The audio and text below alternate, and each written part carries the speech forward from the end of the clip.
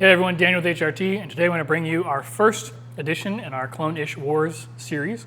We'll be talking about a couple of different clone rifles, maybe even some pistols. We'll get into some interesting and unique history as well, and talk about some of the development between different generations and models.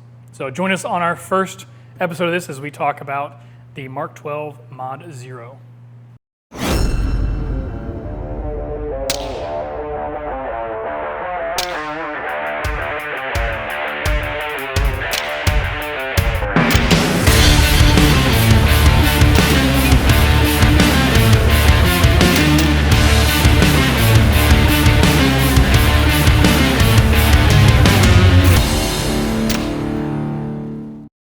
All right, so as we talk about clones, and specifically in this series, the Clone-ish Wars, we are not going to be doing 100% clone. Of course, you oftentimes can't even get 100% clone, as low receivers or things like that are often from the military directly into a destruction pile where you'll never be able to recover them, or you have to weld it back together 40,000 times until you one unit again. So keep that in mind. It's not going to be like full-on clone correct for everything.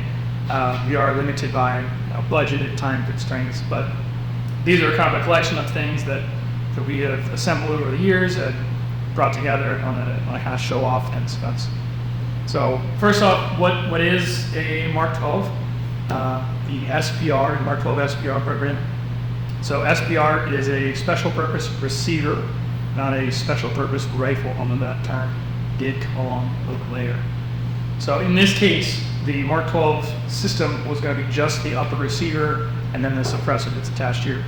So originally to be put onto some of the modern lowers like M481s and things like that, but due to limited surplus or even unit availability, a lot of them, majority of them end up on fixed stock. So this is the M16A1s with sometimes M16A1 stocks and sometimes A2 stocks. So there was some minor variances here. This particular example does have the A1 grip and the A1 arch receiver. It's one of the H&R models, and it has the A2 stock, so a little bit longer than the A1 version. It is using the appropriate A.R.M.S scope rings, and then this is a entirely PRI upper receiver here. So this has their fancy rail system, and then the gooseneck then keeps this is actually really ingenious for the time. Most rails and barrels and such got free float when it came to the AR-15, so think of like an M4 or an M16, and you have your front side block where the rail is attaching to that, and then that side is attached, very complicated, but it's pinned directly to the barrel, and it has the extra mast of the rail that's attached to it, and attached to receiver. It's not a free float system, and this is a very early step into free floating barrels. So we'll take a look on this side. So these PRI rails are indexed along the center point, and then you can attach additional 1913 rail slots as you see fit. And this long extension here, it's oftentimes referred to as a gooseneck, travels the entire length from front to rear, gives you a completely, perfectly machined, uniform line all the way through. So one of the benefits of this is normally when you mount scopes on an AR-15 platform, so it would be like, hey, has to be at the receiver, can't be up here up the rail. Well, in this case, I can technically put this as far forward as I want. My eye relief is going to be totally toasted.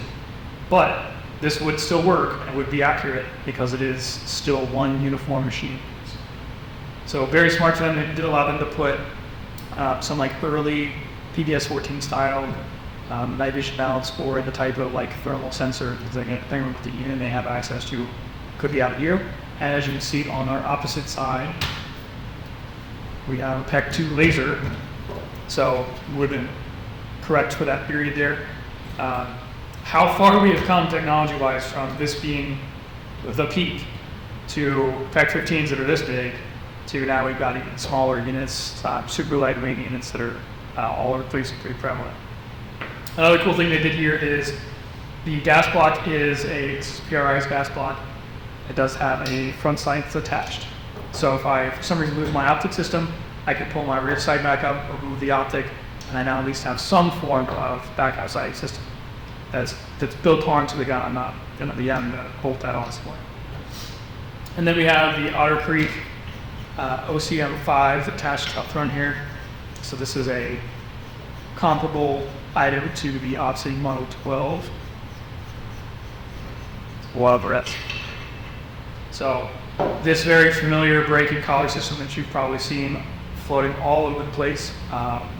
There are similar models in like the Gordon clones and things like that.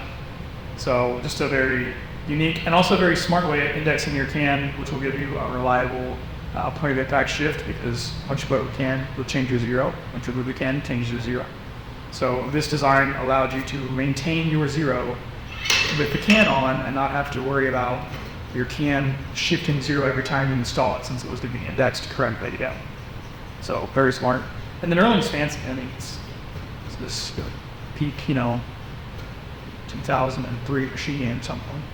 Truthfully, though, it is a phenomenal product. The cans are excellent. These are great design. You'll see these oftentimes with 20-round mags. This one, it's like an actual old school M16A1 mag, or you could find it with the full 30 rounders.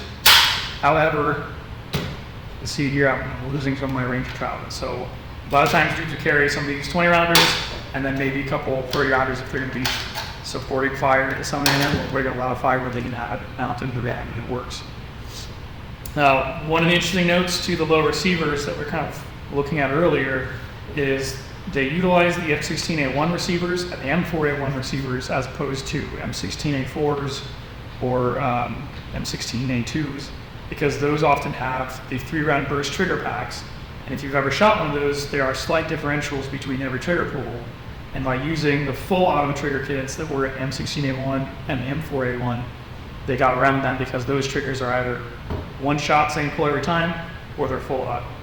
So with these setups, technically you could go full auto. I don't know if guys did. I'm sure there's a few of them did. Since you do have a fairly precision shooting system, you could probably throw some lead out pretty far. Now, what goes in these mags is essentially magic. So we'll talk a little bit about the Mark II 6.2 round. So Blackfield's ammunition was asked to create a better round for like SOCOM and various high priority people.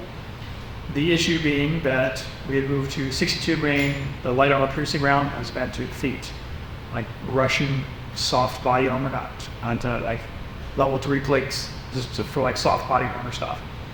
Think like the early US Kevlars, things like that. That's what it's meant to work through. So the issue with that is you have an armor penetrating round, and in some of the GWAT era shooting events, there's not a lot of body armor by the enemy. So you might shoot them with 6 rounds of 5.56 armor piercing, and they're wearing a shirt or a shawl or a harness with some magazines on it. It's not really the things that are needing armor penetration for. So you have these little tiny pencil round holes that are going through really fast, and sometimes they would fail to do as much damage as without. And so Blackfield sat down and said, hey, we need to make something that has good velocity, good bullet weight, sustainable up to distances, and be able to transfer energy effectively on target. And they selected the Sierra Bullet 77 grain open tip match. And then they also played around with a little bit of the tipped versions as well. So you can find some on both of those going on. So the Mark II 6.2 round is a 77 grain 5.56 round. The speed is going to depend on your barrel length. They truly do phenomenal out of guns like these, and they also are found to do very well in the shorter systems like working teams and things like that. So very precise round, very good tormal ballistics, and worked very well in a multitude of rounds, and that's why you see now very common for guys to be shooting 69, 77, and even the 85 range 5.56 rounds because of some of the things we learned from the 2.62. With that, most of the government barrels that you're going to see are line 7. I have never seen one that's not. I'm not sure they exist. After a certain point, we got rid of the 55 grain stuff. And 77, I'm sorry, 1 at 7 since, just because that has a better, faster twist rate for the heavier bullets. So that is a phenomenal round. It does very well at these. I personally have had some very good experience with 77s on steel paper targets, including some 1,000-yard shots with 14 5-inch AR-15s, which is this 24 by 24 is like I'm shooting a precision target. But it's kind of impressive for a T23 rock. It's not really that resistant to read. So we'll talk about the scope here for a little bit. So this is a Vortex. It is not the official, the Leupold Mark IV that would generally be found in these rifles. However, this does have a very similar profile. Turn it around here again. Okay, so Mark IV has a little brightness knob at the back for your reticle, and then it also has one of your normal turrets that you find on the rifle. And this is, not clone correct, but is a similar appearance to how the original Mod series looked. So it's a pretty cool fit there for this particular rifle. I really enjoyed shooting this rifle. It was a very pleasant gun to shoot. They're a little bit on the heavy side, which you can probably guess after you got Bipod, suppressor, large scope, fixed stock, things like that. But really not that unwieldy for being such a precision style gun. They're still able to dish out some stuff pretty rapidly. One other interesting note, which just is kind of ironic to those who have engaged in the military supply chain, there's a lot of stories about guys having these and not having ammo for them. Instead, have to run 62 grain lateral piercing ammo, which does not have the best track record as far as accuracy. Not terrible. There could always be worse things, but I would kind of be a little bummed if I got this very fancy rifle system that's going to look great for me and be super accurate, and they gave me a stack of 62 grain ammo that's in a warehouse for 30 years. But you make do with what you got. So anyway, this also had, just because I'm looking at it, this has the fancy gas buster chart handle in here. So it's a little nod to the Eagles setup. And truthfully, it was not a very gassy gun shooting it. Felt well balanced. The actual gas to the face was minimal, and then the buffered spricks you could do it pretty solid here. I was having hey, that was a little bit too soft or too strong. So just it's a rifle length gas system, so it should be shooting pretty flat and comfortable anyway. Well, just kind of an all around pretty nice. So thanks for checking out our opening series for the Clone-ish series. This has been our Mk12 Mod 0. We hope you have enjoyed this. Check us out here on YouTube, where some of the additional videos will be coming up soon. And then run over to hrttactical.com if you need accessories for your gear, play carriers, and so on. Thanks for checking out this video, and stay tuned.